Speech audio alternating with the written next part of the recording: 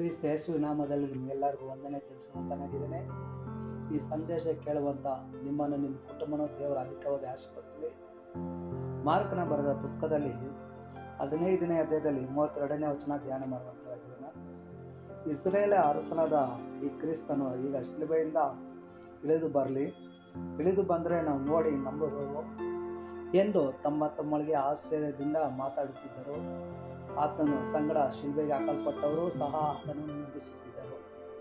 ಕ್ರಿಸ್ತನಲ್ಲಿ ಪ್ರಿಯರೇ, ಯೇಸು ಕ್ರಿಸ್ತರು ಪ್ರಾಣ ಹೋಗುವಾಗ ಶಿಲುಬೆಯಲ್ಲಿ ಇರುವಂಥ ಸಂದರ್ಭದಲ್ಲಿ ಅಲ್ಲಿರುವಂಥ ಅಧಿಕಾರಿಗಳು, ಸಿಪಾಯಿಗಳು, ಅಲ್ಲಿದ್ದಂಥ ಜನರು, ಎಡಗಡೆ ಬಲಗಡೆ ಇರುವಂಥ ಕಳ್ಳರು ಕೂಡ ಯೇಸು ಕ್ರಿಸ್ತರು ನಿಂದಿಸ್ತಾ ಇರ್ತಾರೆ, ಪರಿಹಾಸ ಮಾಡ್ತಾರೆ.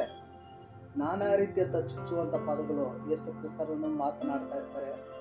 ಪ್ರಿಯರೇ, ನಮ್ಮ ಪಾಪಗಳಿಗೋಸ್ಕರ, ನಮ್ಮ ದ್ರೋಹಗಳಿಗೋಸ್ಕರ, ನಾವು ಮಾಡಿದ ತಪ್ಪುಗಳಿಗೋಸ್ಕರ, ನಮ್ಮನ್ನು ಬಿಡಿಸೋದಕ್ಕೋಸ್ಕರ, ನಮ್ಮನ್ನು ಕ್ಷಮಿಸೋದಕ್ಕೋಸ್ಕರ, ನಾವು ಪರಲೋಕ ರಾಜ್ಯವನ್ನು ಸೇರಬೇಕನ್ನೋದಕ್ಕೋಸ್ಕರ, ಸೈತಾನ ಬಲದಿಂದ ಬಿಡುಗಡೆ ಕೊಡೋದಕ್ಕೋಸ್ಕರ ಯೇಸು ಕ್ರಿಸ್ತರು ತಮ್ಮ ಎಲ್ಲ ತ್ಯಾಗವನ್ನು ಸಹಿಸಿಕೊಂಡು ಶಿಲುಬೆಯಲ್ಲಿ ರಕ್ತವನ್ನೇ ಸುರಿಸಿ ಪ್ರಾಣ ಹೋಗೋ ಸಂದರ್ಭದಲ್ಲಿ ಕೂಡ ಈ ಲೋಕದ ಜನರು, ಅಧಿಕಾರಿಗಳಾಗಿರ್ಬೋದು, ಸಿಪಾಯಿಗಳಾಗಿರ್ಬೋದು, ಶತಾಧಿಪತಿಗಳಾಗಿರ್ಬೋದು, ಎಲ್ಲರೂ ಯೇಸು ಕ್ರಿಸ್ತರನ್ನು ಬಹಳ ನಿಂದಿಸ್ತಾ ಇರ್ತಾರೆ.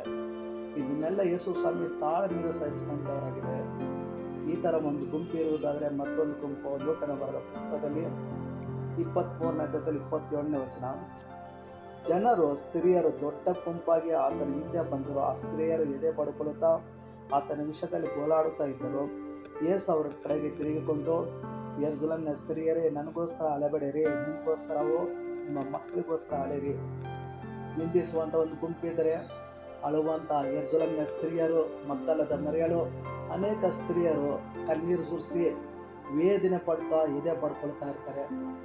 ಕ್ರಿಸ್ತನನ್ನು ಪ್ರೀತಿಸುವಂಥವರು ನಾವು ಯೇಸು ಕ್ರಿಸ್ತರು ಶಿಲುಬೆ ಹೊತ್ತಿರೋದು, ರಕ್ತ ಸುರಿಸಿರೋದು, ಪ್ರಾಣ ಕೊಟ್ಟಿರೋದು, ಜೀವ ಕೊಟ್ಟಿರೋದು, ತ್ಯಾಗ ಮಾಡಿರೋದಾದರೆ ನೀವು ನಮಗೋಸ್ಕರ ಅಲ್ಲ, ನಮ್ಮ ಮಕ್ಕಳಿಗೋಸ್ಕರ, ನಮ್ಮ ಕುಟುಂಬಗೋಸ್ಕರ ಭಾರಪಟ್ಟು ಪ್ರಾರ್ಥನೆ ಮಾಡುವಂಥರಾಗಿರಬೇಕು. ನಿಂದಿಸುವಂಥ ಒಂದು ಗುಂಪಿರುವುದಾದರೆ, ಪರಿಹಾಸ ಮಾಡುವಂಥ ಒಂದು ಗುಂಪಿರುವುದಾದರೆ, ನಾವು ದೇವರ ಸಮ್ಮುಖದಲ್ಲಿ ಯೇಸುವಿನ ಶಿಲುಬೆ ಪಾಡುಗಳು ನೆನೆಸಿ, ಆತನ ರಕ್ತ ಸುರಿಸಿರೋದು ನೆನೆಸಿ, ನಮ್ಮನ್ನು ತಗ್ಗಿಸೋಣ. ಕುಟುಂಬಗೋಸ್ಕರ ಭಾರಪಟ್ಟು ಪ್ರಾರ್ಥನೆ ಮಾಡೋಣ. ಕುಟುಂಬದ ರಕ್ಷಣೆಗೋಸ್ಕರ, ಕುಟುಂಬದ ಬಿಡುಗಡೆಗೋಸ್ಕರ ನಾವು ಪ್ರಾರ್ಥನೆ ಮಾಡುವಂಥರಾಗಿರೋಣ. ಈ ಸಂದೇಶ ಕೇಳಿದಂಥ ನಿಮ್ಮನ್ನು, ನಿಮ್ಮ ಕುಟುಂಬದ ದೇವರ ಅಧಿಕವಾಗಿ ಆಶೀರ್ವದಿಸಲಿ. ನಾವೆಲ್ಲರ ಕಣ್ಣುಗಳನ್ನು ಮುಚ್ಚಿ ನಾವು ಪ್ರಾರ್ಥನೆ ಮಾಡುವಂಥರಾಗಿರೋಣ.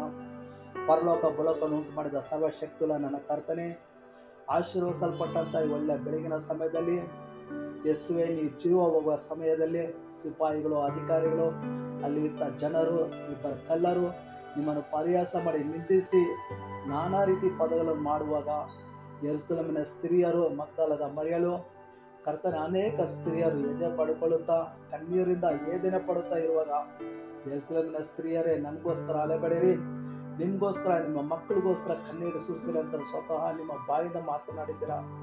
ಕರ್ತನೆ ಸ್ತೋತ್ರ. ನಾವು ಮಾಡಿದ ಪಾಪಗಳಿಗೋಸ್ಕರ, ಅಕ್ರಮಗಳಿಗೋಸ್ಕರ ಜೀವ ಕೊಟ್ಟು ಪ್ರಾಣ ಕೊಟ್ಟಂತ ಯೇಸು ಕ್ರಿಸ್ತರೇ, ಅಪ್ಪ, ಅದನ್ನು ನಾವು ನೆನೆಸಿ ನಮಗೋಸ್ಕರ, ನಮ್ಮ ಮಕ್ಕಳಿಗೋಸ್ಕರ, ನಮ್ಮ ಕುಟುಂಬಗೋಸ್ಕರ ಕರ್ತನ ಭಾರಪಟ್ಟು ಪ್ರಾರ್ಥನೆ ಮಾಡುವಂತೆ ಸಂದೇಶ ಕೊಡುವಂಥ ಪ್ರತಿಯೊಂದು ವ್ಯಕ್ತಿಗಳ ಜೀವಿತದಲ್ಲಿ ಆ ಬದಲಾವಣೆಯನ್ನು ದಯಪಾಲಿಸು. ಪ್ರತಿಯೊಂದು ಕುಟುಂಬಗಳನ್ನು ಆಶೀರ್ವದಿಸಿ ಅವರ ಕಣ್ಣೀರೆಲ್ಲ ಒರೆಸಿ ಜಯ ಕೊಡುವಂತರಾಗಬೇಕೆಂದು ಪ್ರಭು ಯೇಸು ಕ್ರಿಸ್ತನ ಮೂಲಕವಾಗಿ ಪ್ರಾರ್ಥಿಸ್ತಾ ಇದ್ದೇನೆ. ಜೀವನ ಒಳ್ಳೆಯ ತಂದೆ.